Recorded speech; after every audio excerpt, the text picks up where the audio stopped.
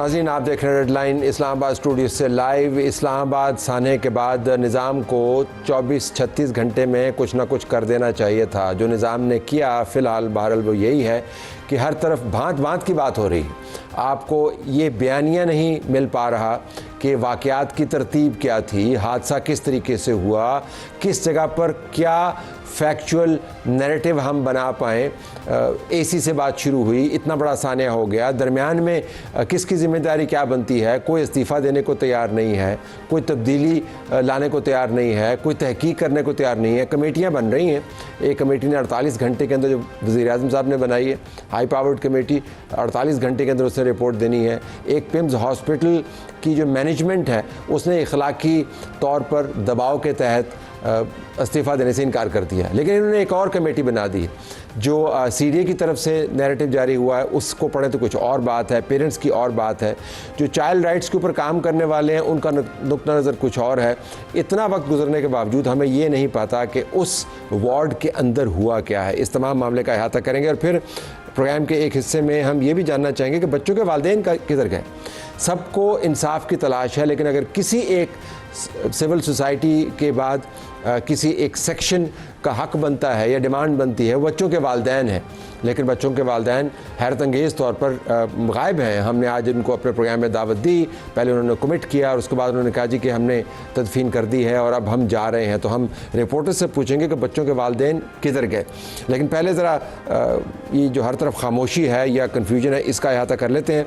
हमारे पास स्टूडियोज़ में मौजूद हैं रुकन कौमी असम्बली नून लीग की तरफ से समर हारून बिलोर साहबा जी, आपका बहुत शुक्रिया, आपने हमें ज्वाइन किया। डॉक्टर शाजिया सोबिया रुकन कौमी असम्बली पीपल्स पार्टी की तरफ से और रुकन है कौमी असम्बली कायम कमेटी बराए सेहत, जिन्होंने आज इस हॉस्पिटल का दौरा किया और उनके पास यकीनन मालूमात भी होंगी, खुद एक्सपर्ट्स भी। आपका बहुत शुक्रिया जी, आपने हमें ज्वाइन किया। उनके बराबर में डॉक्टर अमजद अली खान साहब मौजूद हैं जो रुकन कौमी असम्बली कायम कमेटी बराए सेहत तहरीक इंसाफ को रिप्रजेंट करते हैं और ज़ाहिर है इनका एक अपना पर्सपेक्टिव होगा। और उनके बराबर में सैयद इश्तियाक गिलानी साहब हैं जो चेयरमैन चाइल्ड राइट्स मूवमेंट के, बच्चों के हकूक़ के ऊपर काम करते हैं। पाकिस्तान भर में इनकी तंजीम मौजूद है। आज इन्होंने वहाँ पर एहतजाज भी किया और पिम्स में होने वाले तसलसल के साथ जो वाक़यात हैं उनके ऊपर ये एहतजाज करते आए हैं, जिसके अंदर बच्चों के राइट्स की वायलेशन हुई, जिनके अंदर बदतरीन किस्म की आपको बदनज़मी नज़र आई। आपका भी बहुत शुक्रिया जी। स्टार्टिंग विद यू, अगर मैं डॉक्टर शाजिया आपसे पूछ पाऊँ, सो यू वेंट देयर, तो आपके फाइंडिंग्स क्या हैं कि वहाँ पे क्या हुआ? बहुत शुक्रिया तलत साहब। जब हम लोग वहाँ पहुँचे हैं तो हम खुद कंफ्यूज हो गए, क्योंकि जो हालात हमने देखे हैं मैं नहीं समझती कि मैं बयान कर सकती हूँ। वो जो हालात थे दिल खराश हालात थे, और जो नर्सरी के हमने फुटेजेस देखे और सामने देखे तो मैं उसको बयान नहीं कर सकती। बिल्कुल ब्लैक लगा हुआ था वहाँ पे, बिल्कुल काला काला हो रहा था। और दूसरी बात जो हमें सबसे ज़्यादा शॉकिंग लगी कि जो ईडी साहब की स्टेटमेंट थी, जो हेड ऑफ डिपार्टमेंट गायनी की स्टेटमेंट थी, जो on duty doctor and staff की स्टेटमेंट थी, टोटली डिफरेंट। तीनों बयानात एक हॉस्पिटल और तीनों में तजाद, सबकी स्टेटमेंट डिफरेंट थी। जब हमने उनसे पूछा कि यहाँ पे इमरजेंसी के मॉक होते हैं तो क्या आपने मॉक एक्सरसाइजेस करवाई हैं, तो अकॉर्डिंग टू ईडी साहब के हमने फरवरी में करवाई हैं। जब हमने यही क्वेश्चन स्टाफ से एंड डॉक्टर से पूछा तो उन्होंने कहा कि हमें तो पता ही नहीं है कि ऐसी कोई एक्सरसाइज होती भी है यहाँ पे। तो ये देखें कि, और उसके अलावा जब हमने हेड ऑफ डिपार्टमेंट गायनी से पूछा तो उन्होंने कहा कि जी वो एसी से स्पार्क हुआ है और शॉर्ट सर्किट की वजह से आग लगी है। ईडी साहब ने कहा कि जी वो सिलेंडर की वजह से हुआ है, जबकि सिलेंडर वहाँ पे मौजूद। स्टाफ के बारे में कोई आपने पूछा कि स्टाफ कहाँ पर मौजूद था? चलिए टेक्निकल चीज़ों को छोड़े हैं, बंदा बंदे को बचाता है, तो वो लोग किधर से पूछा आपने? हमने पूछा था। अब अकॉर्डिंग टू स्टाफ वो कह रहे हैं कि हम वहाँ पे मौजूद थे, हमने एक बच्चे को निकाला है, बाकी बच्चों के जान बचाने के लिए जैसे ही हम एंटर हुए आग फैल चुकी थी। विद इन फ्यू सेकेंड्स आग फैल गई है। और उनका ये स्टेटमेंट भी था कि जी सामने ही एक कैंगरू वार्ड है जिसमें मदर होती हैं विद बेबीज़, तो वो अपने बच्चों को छोड़ के चली गई और बच्चों को हमने रेस्क्यू किया। जबकि दूसरे डॉक्टर ने जो उस वक्त उस वार्ड में मौजूद थी और वो विजिट कर रही थी पेशेंट्स के पास जाके, उन्होंने कहा कि मदर्स अपने बच्चे साथ लेके गई हैं। तो बुनियादी तौर पर आप विजिट भी आपने किया, आप कायमा कमेटी को रिप्रेजेंट भी कर रही हैं, तो आप पर कोई चीज़ वाज़ेह नहीं हुई बिल्कुल भी नहीं। ऐसे ही है? ये my take is totally different. बताइए।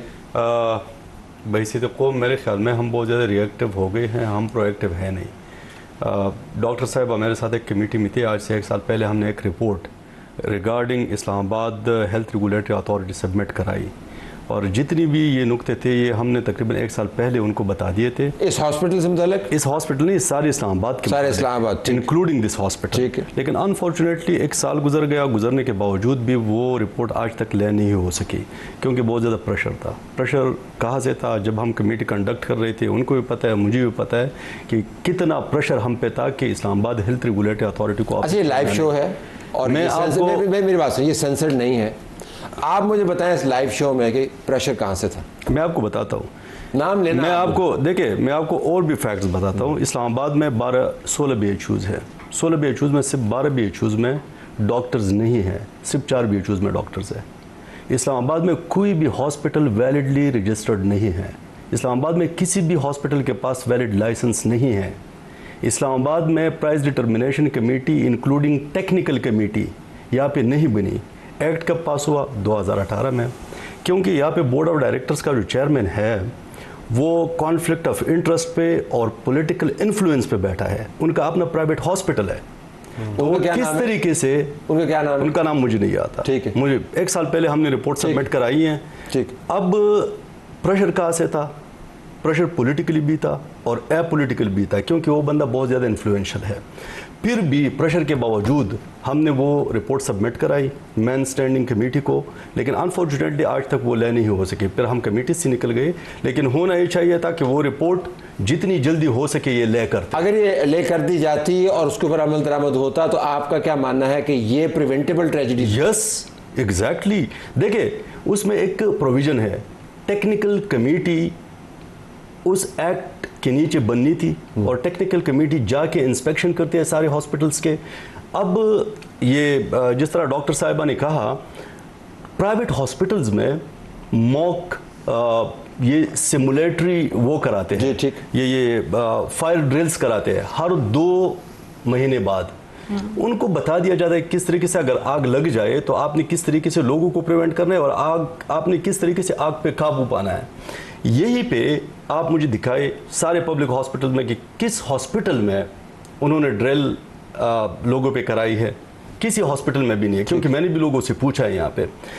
जब तक हम रेगुलेटर्स को ठीक नहीं करते और जब तक हम सिर्फ पिम्स के वाक़े को उठा के सिर्फ पिम्स पे लगे जाते हैं, तो 2 हफ्ते बाद या 3 हफ्ते बाद ये लोग भूल जाएंगे। जिस तरह APS का वाक़या हम भूल गए, जिस तरह और बहुत सारे वाक़े। बड़ा स्ट्रॉन्ग पॉइंट है आपका कि proactively we have to legislate, और जितनी जल्दी हो सके वो रिपोर्ट ले करें नेशनल असेंबली में, और जितनी जल्दी हो सके आप इस्लामाबाद हेल्थ रेगुलेटरी अथॉरिटी को ओवरऑल करके रिफॉर्म पे आते तरीके से फंक्शनल करें। जरा मैं चाहूंगा कि समर साहब के पास भी हूं, but before I go there, Ishaq साहब आज आपने वहां पर प्रोटेस्ट किया और अभी प्रोग्राम शुरू होने से पहले आप मुझे बता रहे थे कि मुसलसल वाकयात हुए जिसके ऊपर आपने इस हॉस्पिटल के अंदर प्रोटेस्ट करते रहे हैं।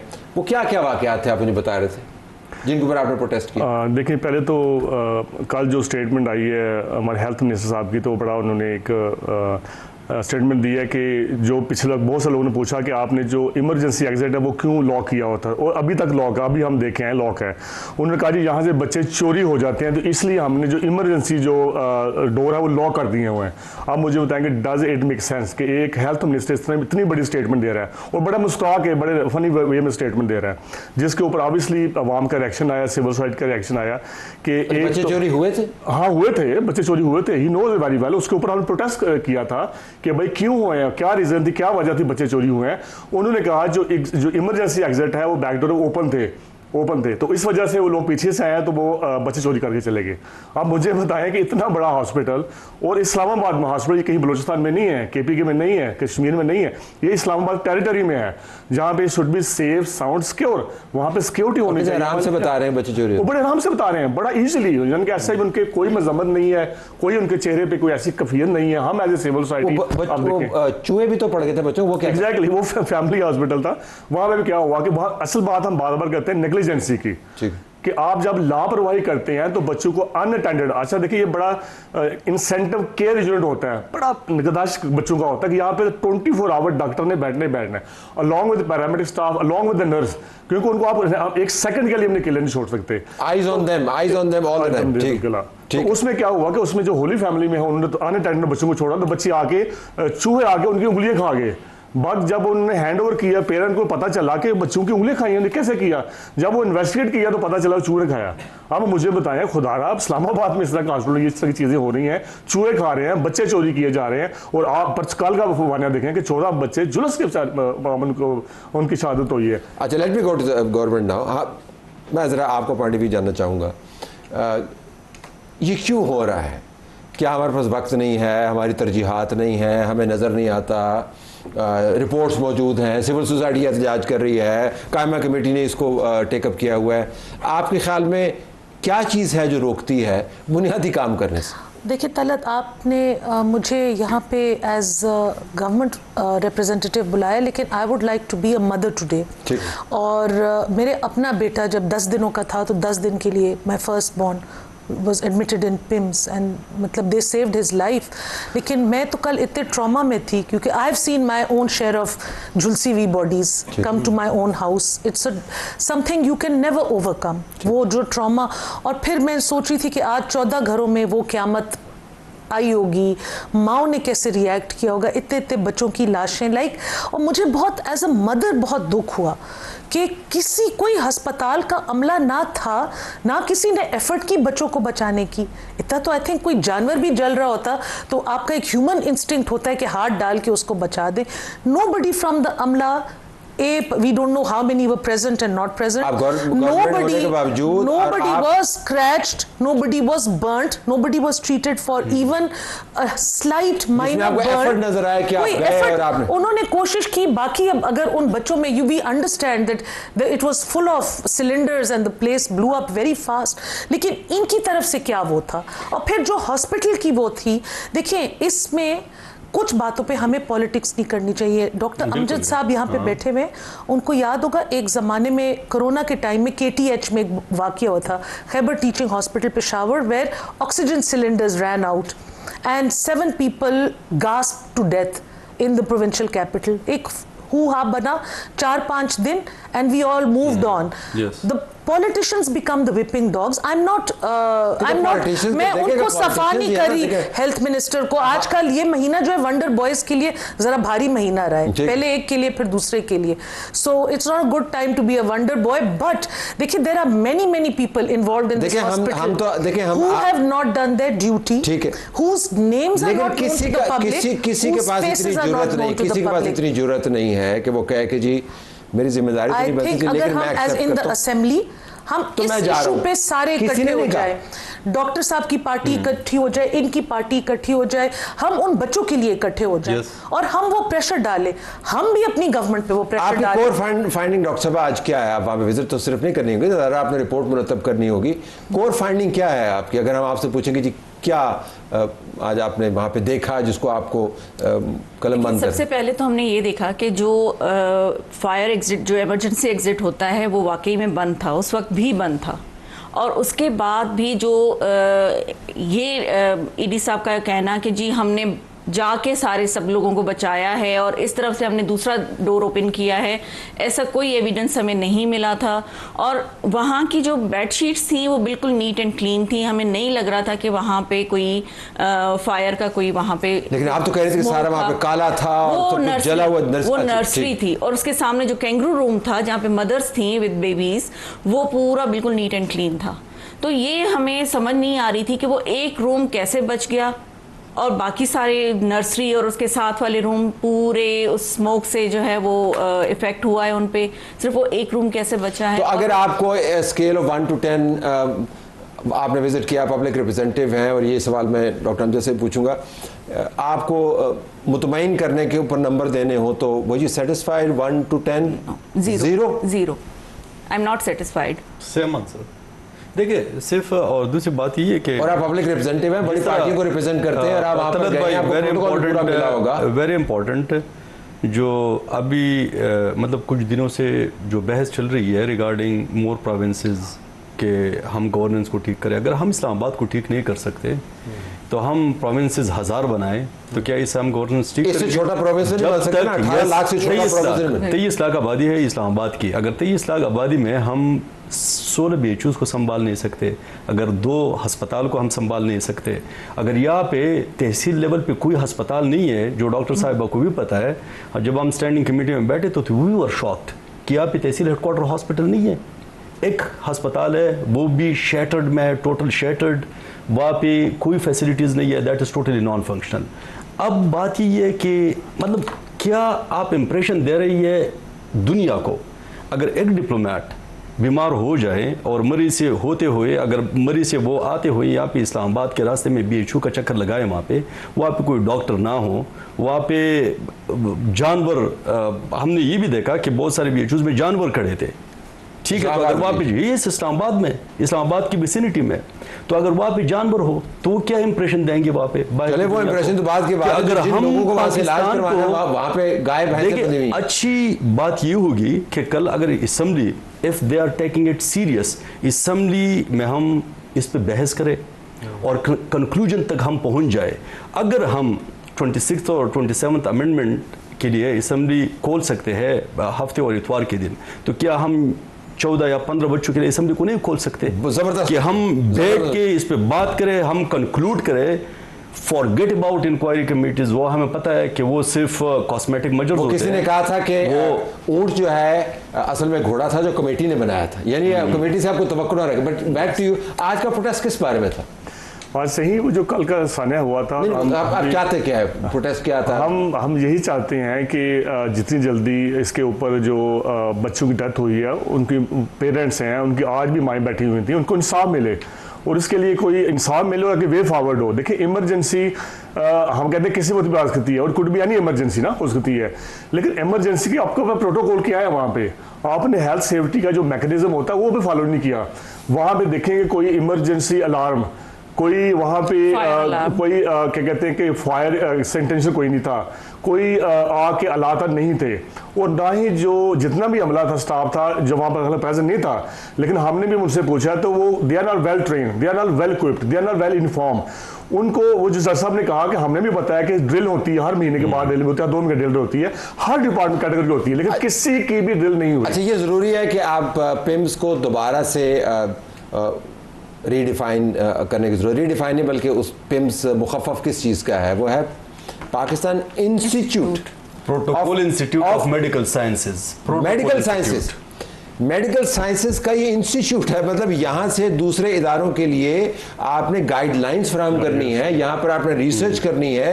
ये तो एक आइडियल किस्म की सिचुएशन हो। So I am just trying to understand कि ये क्यों नहीं हो पा रहा। देखिए, जो पिम्स अस्पताल का इंतजामिया है उन्होंने तो रिजाइन देने से ही इनकार कर दिया है। जो एग्जीक्यूटिव डायरेक्टर आपकी राना अस्कंदर से मुलाकात हुई थी, इतनी उनमें जुर्रत नहीं थी या इतनी उनमें हौसला नहीं था। उन्होंने कहा जी कि इखलाकी बुनियादों पर इस्तीफा देने से मैंने इनकार कर दिया। हमने डिमांड ही दोनों के लिए की थी कि मिनिस्टर साहब भी और ईडी साहब भी इखलाकी, तो उन्होंने आपको कहा कि इखलाकी बुनियाद तो खत्म हो गई, तो फिर इसके बाद बुनियाद कौन सी रहती? ठुड्डा मार के निकालना होगा ना।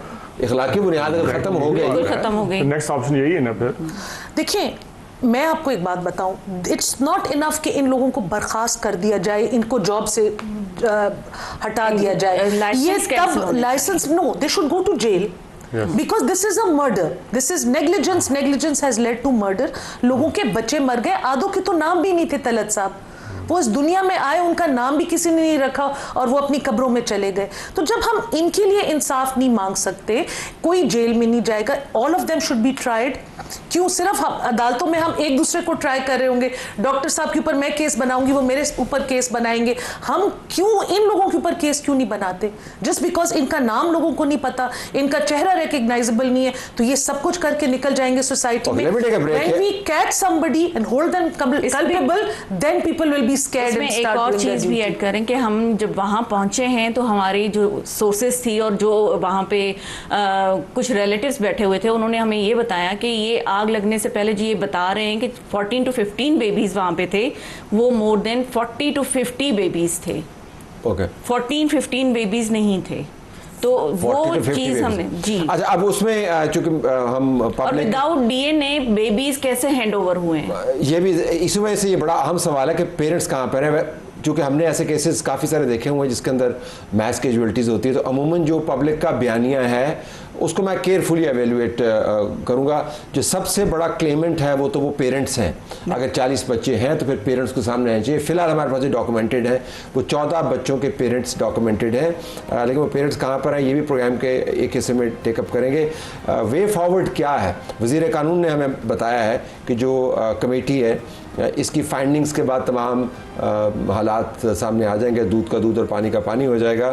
अब उस कमेटी से हम क्या तवक्को करते हैं, इस दौरान हमने सीखा क्या इस तमाम वाक़े से, इसके ऊपर हम बात करेंगे एक वक्फे के बाद।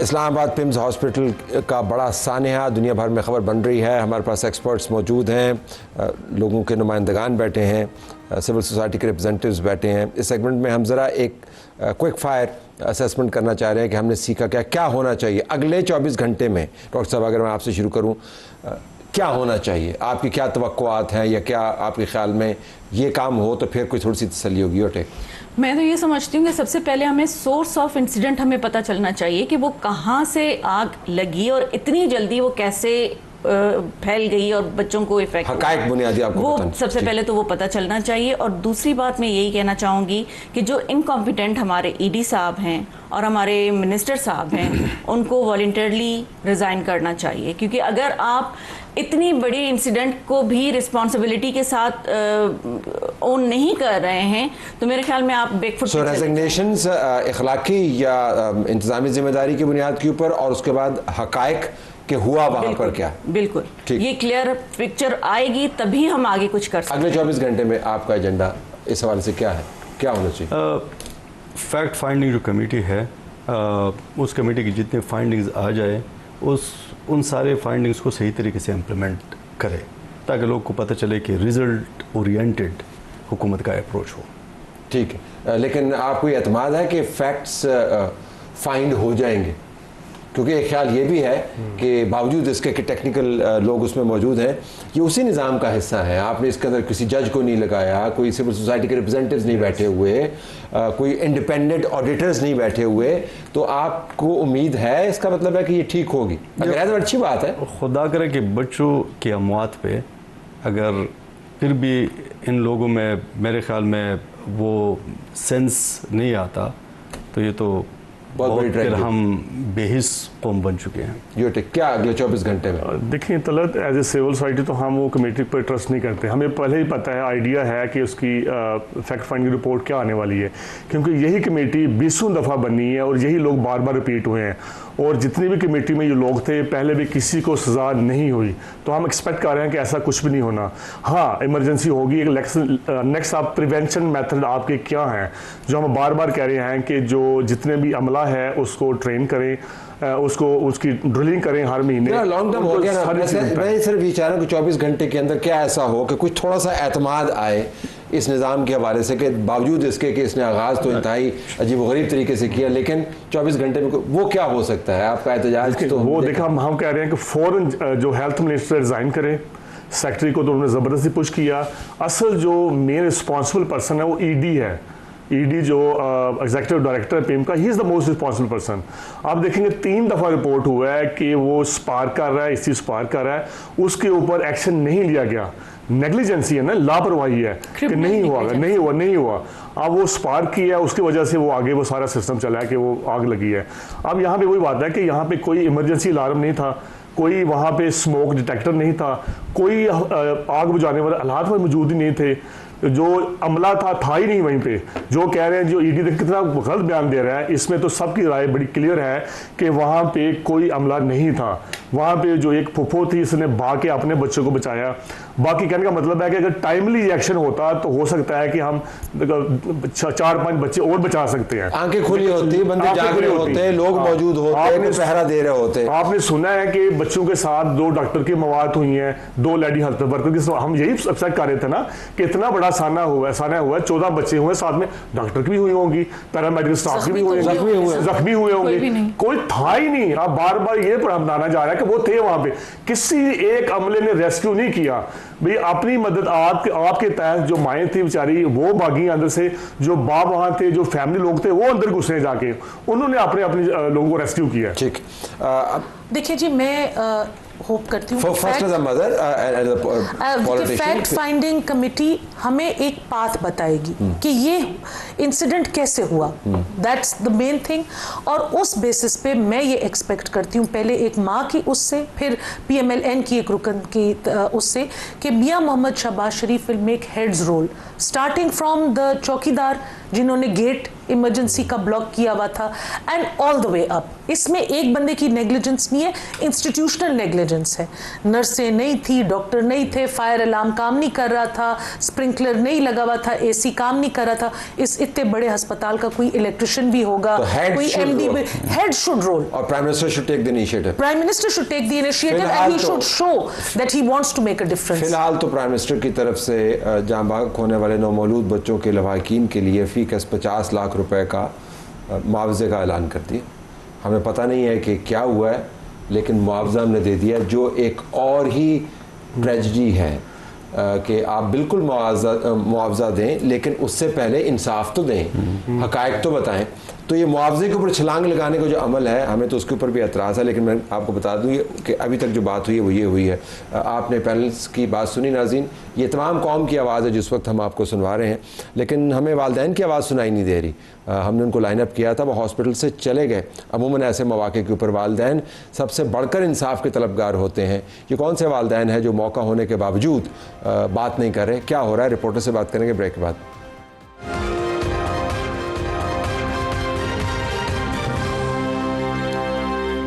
नाज़रीन, हम आपको पिम्स हॉस्पिटल लिए चलते हैं जहां पर टिका खान सानी मौजूद हैं, और जो बड़ा सवाल टिका आपके लिए हमारी तरफ से है वो ये कि बच्चों के वालिदैन किधर गए। हमने उनके लिए प्रोग्राम लाइन अप किया और उसके बाद आप भी वहां पर मौजूद हैं। अमूमन ऐसे मौके पर बच्चों के वालिदैन पहली रो में बैठे होते हैं, वो सवाल उठाते हैं, वो प्रेस कॉन्फ्रेंस करते हैं, वो मुतालबात करते हैं। आप जहाँ पर मौजूद हैं वहाँ पर बच्चों के वालिदैन के हवाले से क्या रिपोर्ट है आपके पास? जी बिल्कुल तलत साहब, आज मैं यहाँ पे मौजूद हूँ और यहाँ पेरेंट्स मौजूद हैं अतराफ़ में, लेकिन वो बात करने को तैयार नहीं है। अदरीस जो कि रात को बहुत ज़्यादा गुफ्तगू उसने की, 4 साल बाद उसका बेटा हुआ, अभी भी वो गमज़दा है, लेकिन मीडिया से बात कर रहा था, लेकिन अचानक से वो खामोशी हो गई। आज शाम से, बल्कि उससे पहले दिन से, अब कोई पेरेंट्स मीडिया पे नहीं आ रहा। मीडिया उनकी तर्जमानी कर रहा है। उनकी ज़बान तो हम बने हैं, उनकी ज़बान तो आप बने हैं। उनकी ज़बान आज उनकी जगह पे तर्जमानी कौन कर रहा था? यहाँ पे जो सिविल सोसाइटी के लोग आए हुए थे। आज मेरी बात हुई अदरीस से, उसने कमिटमेंट की मेरे साथ कि मैं तलत साहब की, मैंने कहा तलत साहब आपको आपका दुख सुनाना चाहते हैं, लोगों को बताना चाहते हैं, आपको भी कुछ पूछना चाहते हैं कि आप क्या मुतालिबात करते हैं, आपके साथ ये जो जुल्म हुआ है। तो उसका ये कहना था कि मैं कोशिश करूँगा आऊँगा, लेकिन उसके बाद उसका फ़ोन बंद हो गया। मैं उसको मुसलसल कह रहा था कि आप नहीं आएंगे, तो उसने कहा नहीं तलत साहब के प्रोग्राम में मैं कोशिश करूँगा, मैं आता हूँ, लेकिन अभी फ़ोन बंद है। 10 मिनट का कहा, आधा घंटा हो चुका है, यही मौजूद है, लेकिन वो यहाँ सामने आने को तैयार नहीं है। उससे पहले जिनको लाइन अप किया था तो वो भी तैयार नहीं है। आज यहाँ पे उनकी ये मुझे आप उनकी तर्जुमानी आप ये बताइएगा कि तो आपका नतीजा क्या है? आपके ख्याल में इस एहतियात का इसकी वजह क्या हो सकती है? क्या उनको रोक दिया गया? क्या उनका ख्याल है कि इसके बाद जो दबाव बढ़ेगा उसको बर्दाश्त नहीं कर सकते? अभी वज़ीर आज़म हाउस की तरफ से बयान जारी हुआ है कि 50 लाख फ़ीकस मुआवजा दिया गया है। क्या इसका ताल्लुक उससे है? गालिबन इससे भी हो सकता है, क्योंकि अब तो बिल्कुल खामोशी है उनकी तरफ से। इससे पहले वो आके हर वाक़या सुना रहे थे, जिस तरह उन्होंने यहाँ पे अंदर एडमिशन हुए। देखिए बच्चे तो चले गए दुनिया से, उनकी तदफीन भी होगी। कल शाम 6 बजे तक उनकी आइडेंटिफिकेशन हो गई। जो DNA नहीं किया गया उसकी आवाज़ यहाँ सोशल मीडिया ने उठाई, आके यहाँ उसने उठाई, सिविल सोसाइटी ने उठाई। सिविल सोसाइटी मुसलसल ये बात कर रही थी कि उजलत में मैयतें हवाले की गई, क्या ये दुरुस्त तरीक़ाकार है और शाम 6 बजे तक तमाम हैंड ओवर कर दी गई बॉडीज़ से पहले प्रॉपर एक तरीक़ाकार होता है, मॉर्चरी है, यहाँ पे महफूज रखी जा सकती हैं बॉडीज़। लेकिन डिस्ट्रिक्ट एडमिनिस्ट्रेशन और NSU के अमले ने मिल के आइडेंटिफाई की, उसके बाद उनके हवाले कर दी कि कुछ तो ऐसी थी जो हमें वीडियो दिखाई एक ट्विंस बच्चों के एक मामू ने, और वो देखने के काबिल नहीं थी। सुमेरा भी यहाँ मौजूद थी, बाकी रिपोर्टर्स भी थे, वो देखने के काबिल नहीं थी। लेकिन अचानक हमने देखा कि वो भी गायब हो गई यहाँ से। उनकी ऊपर जो एडमिटेड थे उनकी माएँ, कुछ माएँ, उस हवाले से वो कुछ मौजूद हैं, लेकिन उनके अटेंडेंट यहाँ पे मौजूद नहीं है और कोई अब बात करने को तैयार नहीं है। इंक्वायरी कमेटी फाइंडिंग कर रही है, यहाँ पे बयानात जो है उन्होंने कलमबंद करवा दिए हैं कुछ यहाँ के अमले ने। ये रिपोर्ट्स ज़रूर हमारे तक पहुंची हैं कि 17 सिक्योरिटी गार्ड ने अपनी रिपोर्ट्स जमा करवाई हैं। इसके साथ साथ जिस तरह रेस्क्यू किया गया, उन्हीं ख़वातीन को रेस्क्यू किया गया, वही बच्चे जो अंदर रह गए थे। मेरी बात हुई कुछ फोरेंसिक एक्सपर्ट से, तो उनका कहना था कि जार के अंदर से ही बच्चों को जब निकाल लिया गया तो कुछ की बॉडी सलामत थी। वो जो टैग सिस्टम है ना माँ और बच्चे का, वो कोडिंग होती है उसके ऊपर, और उससे आइडेंटिफाई किया और वो खामोशी से लेके चले गए। कल कोई 3 बजे, कोई 4 बजे, कोई किसी ने 5 बजे तदफीन की। उसके बाद वापस आए फिर पेरेंट्स यहाँ आके रात पर यहाँ रहे, दिन को भी यहाँ रहे। यहाँ पे जब सिविल सोसाइटी आई थी उन्होंने शमें रोशन की, इससे पहले स्टैंडिंग कमेटी यहाँ पहुँची। आज तो नए सेक्रेटरी साहब भी तलत साहब, उन्होंने बाहर कैंप लगाया पिम्स के एग्जीक्यूटिव डायरेक्टर के बाहर ऑफिस में। 21 ग्रेड के वो हैं और EDB 21 ग्रेड का है। और सेक्रेटरी साहब ने बाहर कैंप लगा के कुछ शिकायत सुनी लोगों की। उन्होंने कहा यही मेरा दफ्तर है, बाहर खैमा और ऊपर शामियाने लगा के नीचे टेबल, और आज के बाद यहीं पे लोग मेरी शिकायत सुनेंगे, मुझे शिकायत बताएंगे और यहीं पे उसका अजाला होगा। और आज से वो बैठना शुरू हो गए हैं। वो भी आज यहाँ पे आए, उन्होंने आके जायज़ा लिया। चूँकि नए सेक्रेटरी आए हैं मोहम्मद महमूद, कैप्टन रिटायर्ड मोहम्मद महमूद, तो उन्होंने चार्ज संभालते ही ये काम किया। लेकिन पेरेंट्स की तरफ से एक मानी खेज खामोशी कि वो अचानक से अब खामोश हो गए हैं, अब कोई बात करने को तैयार नहीं। या तो उन्हें चुप करवाया गया है, चूँकि इंतज़ामिया की तरफ से इंतज़ामिया मौजूद थी, हर किसी का यहाँ इंतज़ामिया के पास नंबर, राब्ता नंबर, घरों का एड्रेसेस, हर चीज़ मौजूद है डिस्ट्रिक्ट एडमिनिस्ट्रेशन के पास, इसके साथ साथ हॉस्पिटल एडमिनिस्ट्रेशन के साथ। और फिर अंदर जो रिकॉर्ड था नर्सरी से लेके जब वो बच्चा पैदा हुआ है, डिलीवरी रूम से लेके या लेबर रूम या OT से लेके नर्सरी तक, उन तमाम का रिकॉर्ड रजिस्टर्ड में मौजूद था। एक रजिस्टर उसमें सलामत था, एक जल गया, और उस रजिस्टर की मदद से भी उनके एड्रेसेस और उनके राब्ता नंबर मौजूद थे। उनसे राब्ता तो हुआ है इंतज़ामिया का, और अब भी है। अब उसी राब्ता नंबर से उनको बताया गया होगा कि 50 लाख जो है वो उनको मुआवजा दिया जा रहा है। तो यूँ उनकी खामोशी तो मानी खेज़ है, चूँकि कमिटमेंट करके भी अदरीस नहीं पहुंचा यहाँ पे। बाकी जो एक पेरेंट के मामू थे वो भी यहाँ मौजूद थे, वो नहीं पहुँचे। इसके साथ 2 ख़वातीन आई थी जो ऊपर जाना चाह रही थी कि हम नर्सरी देखना चाहते हैं। हमारे अजीज़ जो हैं कुछ देर पहले आई कि वहाँ हमारे एक अजीज़ का बच्चा जो है वो इसमें जल गया है, और वो एड्रेस मुझसे पूछती रही, राब्ता कैसे ऊपर जाना है। लेकिन यहाँ से मैंने जब कहा कि बात करेंगे तो वो भी यहाँ से गायब हो गए। तो पेरेंट्स की यहाँ पे आपका बहुत शुक्रिया खराज तहसीन आपको। ब्रिलियंट रिपोर्टिंग, क्योंकि आपने कुछ कहे बगैर सारा किस्सा भी बयान कर दिया, बिपता भी बयान कर दी, गम भी बयान कर दिया, जो निज़ाम की जगाड़ें हैं वो भी आपने बयान कर दी, और हक़ाइक़ भी साथ साथ आपने बयान किया। आपका बहुत शुक्रिया। नाज़रीन, हमारी तरफ से ये कुछ इजाज़त चाहते हैं। अल्लाह हाफ़िज़।